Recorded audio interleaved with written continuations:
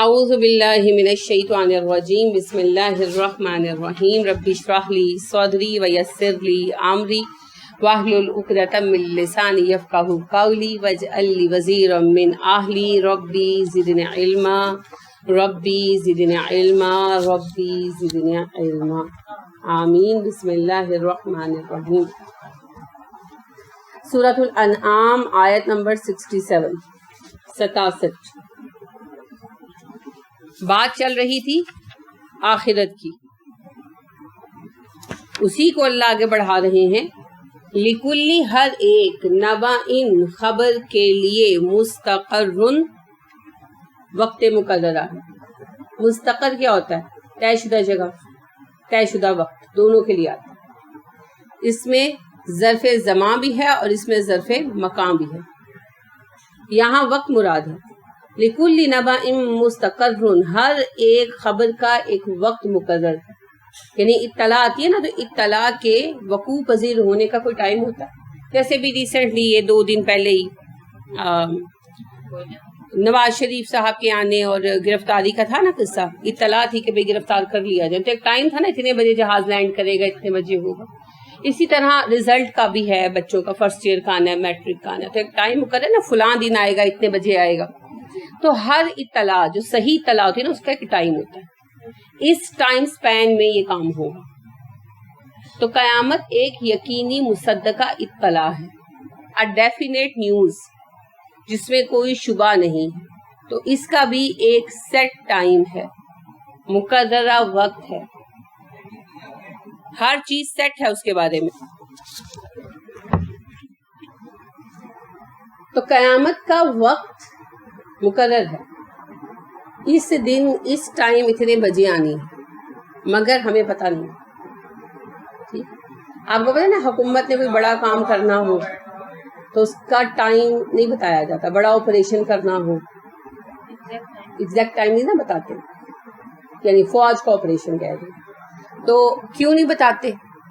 تاکہ کسی قسم کا ہنگامہ نہ ہو، اسٹیمپیڈ نہ ہو، بات کو تھوڑا سا مشکوک کر دیتے۔ اس کا مطلب یہ نہیں ہوتا کہ حکومت کو پتہ نہیں ہے، حکومت کو پتہ ہوتا ہے، عوام کو مطلع نہیں کیا جاتا، تاکہ لوگوں میں بے چینی اور اضطراب کی لہر نہ پھیلے، امن و امان برقرار رہے، مقاصد ہے۔ تو اللہ رب کریم کو پوری طرح پتہ ہے کس ٹائم، کتنے عرصے بعد، کون سی تاریخ کو، کتنے بجے اینڈ آف ٹائم ہونا ہے، قیامت آنی، اور اس کے کتنے عرصے بعد انسانوں کو سب کو دوبارہ کھڑا کر کے باعث ہوگا، یعنی سب کو کھڑا کیا جائے گا اور حشر قائم ہوگا، یعنی حساب کتاب لیا جائے گا۔ سب پتہ ہے، ڈیسائیڈڈ ہے، صرف ہمیں بتایا نہیں گیا۔ کیوں؟ ایک تو یہ علم بالغیب ہے نا، تو ایمان بالغیب کا تقاضا ہے کہ پتہ نہ ہو، ان انفارمڈ رہیں لوگ۔ اور دوسری بات یہ ہے کہ قیامت کا وقت بتا بھی دیا جاتا تو کوئی فائدہ نہیں ہونا تھا، کیونکہ قیامت اتنی دور ہے کہ پیچھے والوں نے اسی شک میں مبتلا رہنا تھا جس میں آج ہے نا۔ دیکھیے قیامت کب آنی ہے، کروڑوں سال کا فاصلہ تو بن ہی گیا نا انسانوں کا، اربوں سال کا بنا ہوگا کہیں، تو ان کا شک و شبہ تو وہی رہنا تھا جو آج ہے، کہ جی ہم تو سنتے آ رہے ہیں ابھی تک تو قیامت آئی نہیں۔ تو اگر ٹائم اینڈ ڈیٹ فکس بھی بتا دیا جاتا تو کوئی فائدہ حاصل نہیں ہونا، کیونکہ وہ گیپ کی وجہ سے لوگوں نے اسی شک و شبے کا شکار رہنا تھا، پتہ نہیں ہونا ہے کہ نہیں ہونا، ایویں بات نہیں ہے جی، ہم تو سنتے آ رہے ہیں جی۔ ہوتا ہے نا اس طرح دنیا کی زندگی میں بھی، کوئی کام اگر آگے چلا جائے تو لوگ اس کے بارے میں شک و شبے کا شکار ہو جاتے ہیں کہ سنا تو ہے، پتہ نہیں ہونا ہے کہ نہیں ہونا۔ یہ بجلی کا ہی دیکھ لیں کہ کچھ سال پہلے بجلی کے بل پر اتنی سختی نہیں تھی، لوگ نہیں بھی پے کرتے تھے، تو حکومت نے پہلے وارن کیا کہ اگر آپ لوگ نہیں کریں گے تو آپ کے میٹر اتار دیے جائیں گے۔ تو لوگوں نے جب دیکھا کہ 3-4 مہینے کی وارننگس کے بعد بھی ہوا کچھ نہیں، تو لوگوں نے پرواہ نہیں کی۔ پھر کیا ہوا، 6-7 ماہ وارن کرنے کے بعد انہوں نے سچ مچ میٹر اتار لیا، پھر جا کے پیسے بھر بھر کے کیا۔ تو یہ ایک انسانی فطرت ہے کہ اگر کسی وارننگ کو بھی زیادہ ٹائم سپین مل جائے تو لوگ عدم اعتماد کا شکار ہو جاتے ہیں، لوگ کہتے ہیں لوگ پتہ نہیں ہونا بھی ہے کہ نہیں ہونا۔ Same cases here. تو قیامت کے متعلق اگر ٹائم بتا بھی دیا جاتا ہے، ایگزیکٹ ڈیٹ اینڈ ٹائم، تو اس سے کوئی عملی فائدہ حاصل نہیں ہونا تھا، انسانوں کے عقیدے میں کوئی پختگی نہیں آنی تھی، اس لیے بھی نہیں بتایا گیا۔ اور دوسرا جو سبب ہے وہ کیا ہے کہ یہ ایمان بالغیب کا حصہ ہے. یؤمنون بالغیب میں یہ چیز آتی ہے کہ قیامت پر ایمان لانا، جی اٹھنے پر، حساب پر ایمان لانا.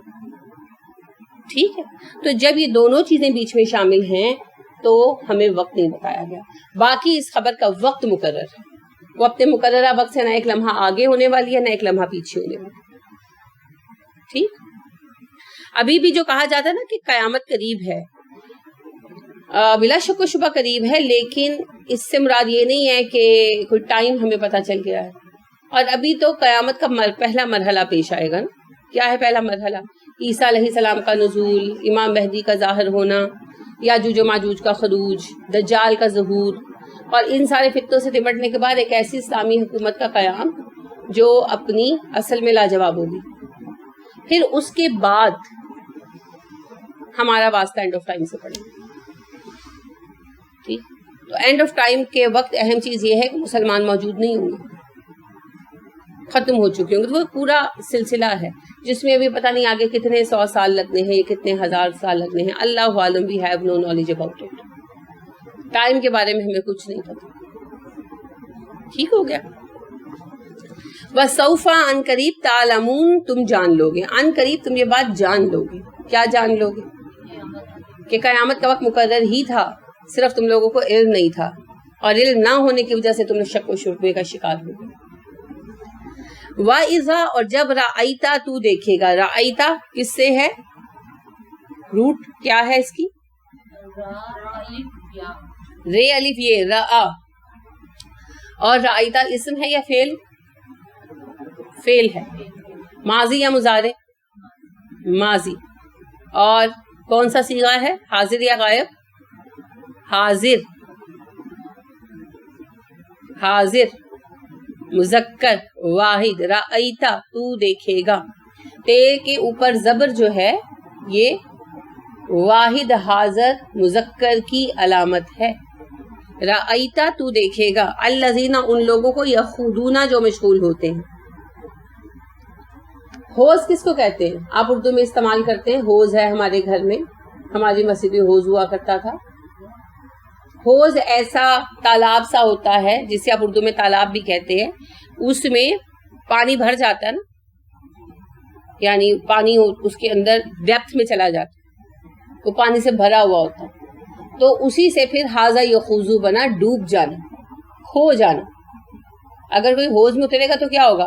اس کے اندر چلا جائے گا نا، یہ ڈوبے یا نہ ڈوبے لیکن اس کے اندر مکس ہو جائے گا نا، اس کے اندر غوطے لگا سکتا ہے، جا سکتا ہے اس کے اندر. تو ایسی وجہ سے حاضہ یخوضو سے کیا مراد ہوتا ہے؟ ڈوب جانا، محو ہو جانا، اس طرح گم ہو جانا کہ آپ اس خیال سے اس چیز سے الگ نہ ہو سکیں. فی آیاتنا، ہماری آیات میں. فَآرِضْ تو اعراض کرو، عنہم ان سے، حتیٰ یہاں تک کہ یخوضو وہ مشغول ہو جائیں، فی حدیثین کسی بات میں، غیرہ ہی اس کے علاوہ. اور جب تم دیکھو ان لوگوں کو جو ہماری آیتوں کے بارے میں بحث کرنے میں مشغول ہو جاتے ہیں، حاضہ یخوضو سے خاص مراد پھر کیا ہوتا ہے؟ بحث میں لگ جانا. ٹھیک ہے، ویسے تو اس سے مراد ہے مشغول ہو جانا، لیکن خاص طور پر حجت بازی اور بیکار کی بحث کے لیے یہ ٹرم استعمال ہوتا ہے. بحثہ کا اپنا مطلب بھی ہوتا ہے گفتگو کرنا، ڈسکشن کرنا، لیکن عام طور پر کس لیے استعمال ہوتا ہے؟ بیکار بحث کے لیے نا. تم تو بحث میں الجھ جاتے ہو کا مطلب یہ ہوتا ہے کہ ایم ہی باتیں کرتا رہتا ہے، ڈسکشن کرتا رہتا ہے. تو خاضہ یخوضو کے اپنے اندر یہ معنی پایا جاتا ہے کہ بیکار کی بحث کرنا. تو جب تم ان لوگوں کو دیکھو جو مشغول ہو جاتے ہیں ہماری آیات کے بارے میں بیکار بحثوں میں، فَآرِضْ عَنْهُمْ ان سے منہ موڑ لیا کرو، حَتَّى يَخُوضُوا فِي حَدِيثٍ غَيْرِهِ جب تک کہ وہ دوسری کسی بات میں مشغول نہ ہو جائیں. اللہ نے آسان حل دیا ہے ہمیں کہ اگر ایسے لوگوں کے ساتھ ہم ہیں جو دین کی عزت نہیں کرتے، توقیر نہیں کرتے، خواہ وہ مسلمان ہوں نام کے، چاہے وہ غیر مسلم ہوں، اگر وہ دین پر اعتراضات کر رہے ہیں، خدا نخواستہ اس کا مذاق اڑا رہے ہیں، اور ہماری اتنی قوت نہیں ہے کہ ہم ان کو روک سکیں، جیسے ایسے بچے ہیں جو غیر ممالک میں رہتے ہیں، یا اور کوئی سبب ہے کہ ایسی جگہ پر بیٹھے ہیں کہ آپ نہیں روک سکتے، آپ اپنے گھروں میں ہی ایسی محفلوں میں بیٹھے ہیں کہ اب محفل میں بات کریں گے تو لڑائی پڑ جائے گی، تو پھر کچھ نہیں کر سکتے تو ایٹ لیسٹ وہاں سے اٹھ جائیں، ان سے الگ ہو جائیں، تب تک کے لیے جب تک کہ وہ دین کے بارے میں اعتراضات کرنا ترک کر کے اپنے کام میں مصروف نہ ہو جائیں. وَإِمَّا اگر يُنْسِيَنَّكَ بلا دے تجھ کو الشیطان شیطان، نون مشدد آیا تاکید کے لیے، کاف جو ہے ضمیر ہے کا، تو یہ جو یہ کے اوپر پیش آ گیا نا، یہ کس کی علامت ہے؟ خود مضارع کی، تو یہ کے اوپر پیش آنا پیسو وائس کی، وہ تجھے بھلا دے، تو نہیں بھولے، یونسینہ وہ بھلا دے کا تجھ کو، الشیطان شیطان اور اگر شیطان تجھے بھلا دے، تو دین وغیرہ کے بارے میں، ویسے بھی کاموں کے بارے میں جو سہو ہے، نسیان ہے، کہاں سے آتا ہے؟ شیطان سے، تو یہ بھی اس کا ایک ہتھ کنڈا ہے۔ فلا تو نہ تقعد تو بیٹھ، یہ کیا ہے؟ تقعد امر ہے، لا تقعد نہیں ہے، مضارع سے ہی بنتا ہے نا، تقعدو ہوتا تو پھر یہ مضارع ہوتا۔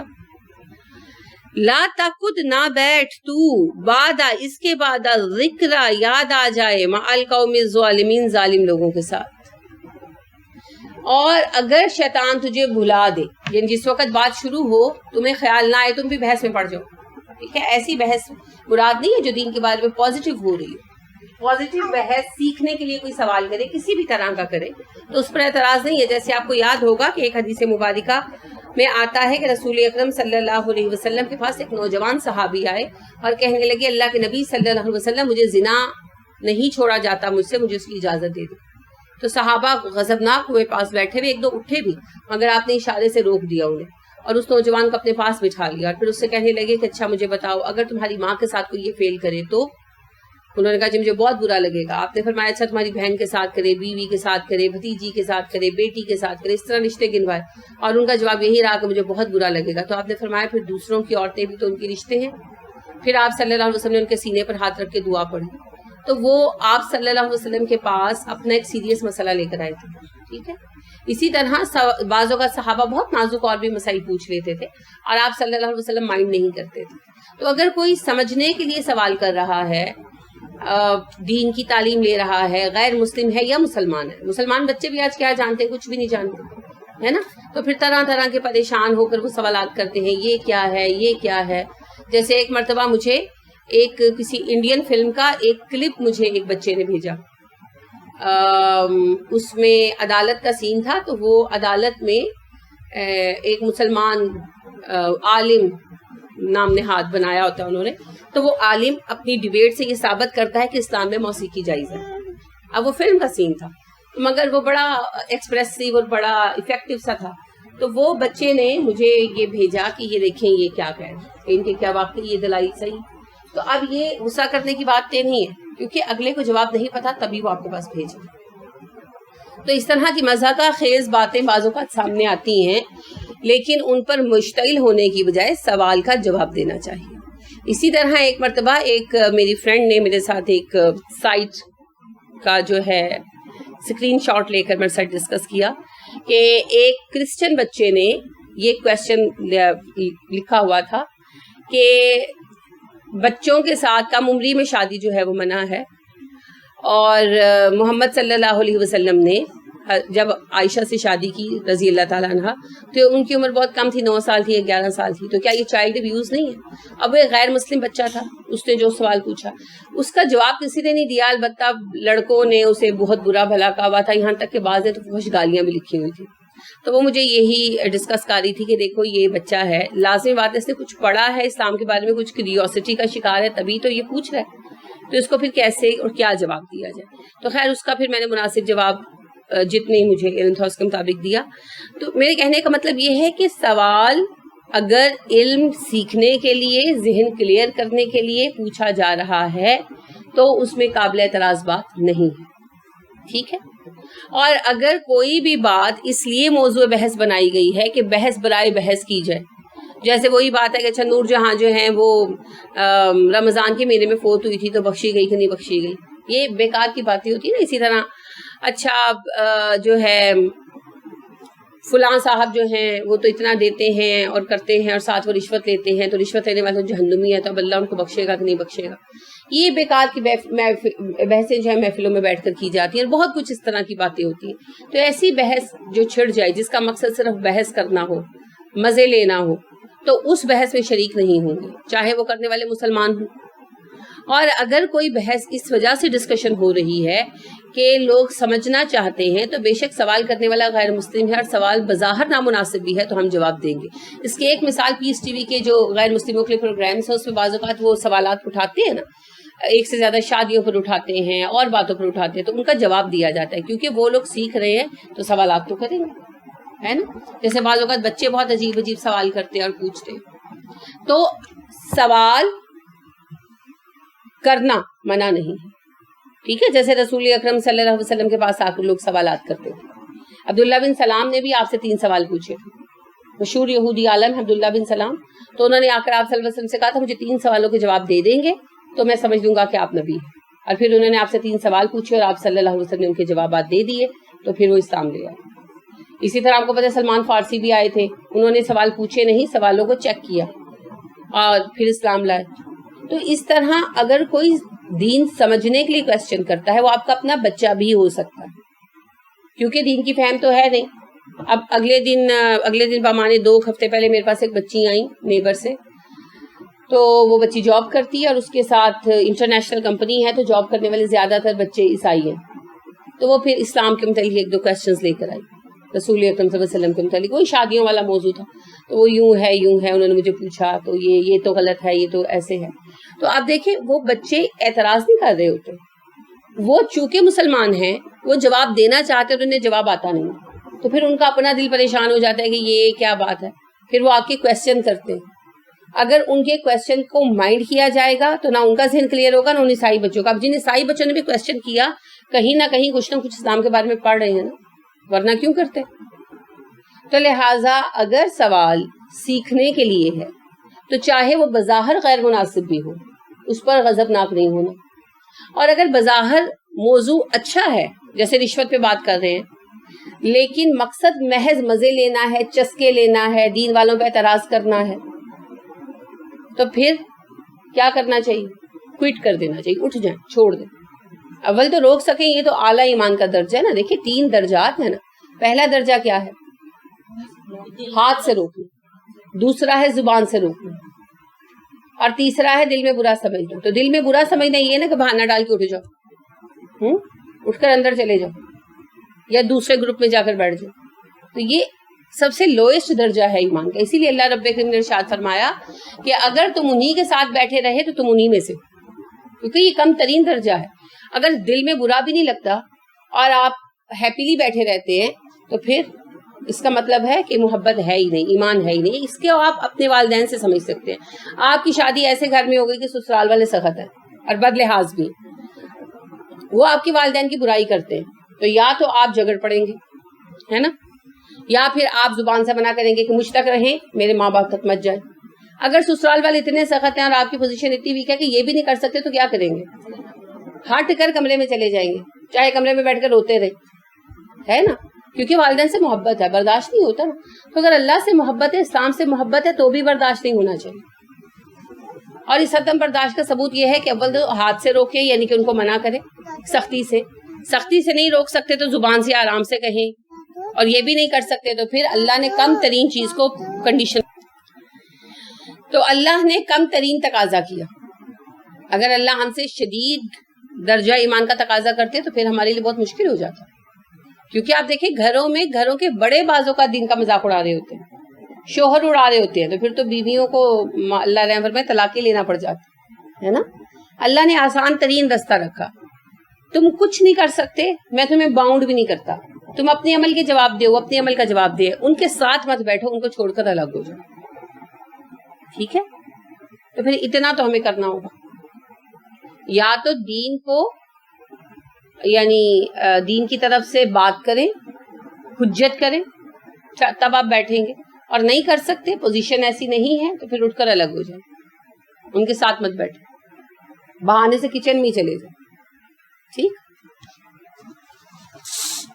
اگر وقتی طور پر فوری طور پر توجہ نہ جائے، خیال نہ آئے، تو پھر جس وقت خیال آئے اسی وقت اٹھ جائیں، کیونکہ ایسی بحثیں پھر 2 گھنٹے چلتی ہیں۔ وما نہیں علی الذین، ان لوگوں کے ذمے، یتقون جو تقوی اختیار کرتے ہیں، من حسابہم، ان لوگوں کے حساب میں سے، من شیء کچھ بھی، ولکن لیکن ذکر یاد دہانی، لعلہم شاید وہ یتقون تقوی اختیار کر لیں۔ جو لوگ دین پر اعتراضات کرتے ہیں ان کے حساب کا کوئی حصہ متقی افراد کے ذمے نہیں ہے۔ یہ جو میں نے کہا جو لوگ اعتراضات کرتے ہیں، یہ ہم کی ضمیر بتا رہی ہے، من حسابہم، یہ ہم سے ہم ہوا نا من کی وجہ سے، تو یہ ضمیر کس کی طرف ہے؟ یہ ضمیر ہے الذین یخوضون کی طرف، ٹھیک ہے؟ تو وہ لوگ جو دین کے بارے میں بیکار بحثوں میں الجھے رہتے ہیں، ان کے حساب کا کوئی حصہ متقی افراد کے ذمے نہیں ہے۔ ولیکن ذکر، ہاں نصیحت ہے متقی افراد کے ذمے، لعلہم یتقون، شاید اس طرح بحثیں کرنے والی بھی نصیحت پکڑ لیں اور تقوی اختیار کر لیں۔ کہ یہ نہیں ہے کہ ان کو ڈنڈے مار مار کے روک لو، ضروری نہیں ہے۔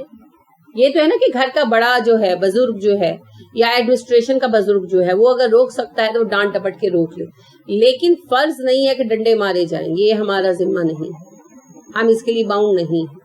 ہاں نصیحت کرو، نصیحت کیسے کی جاتی ہے؟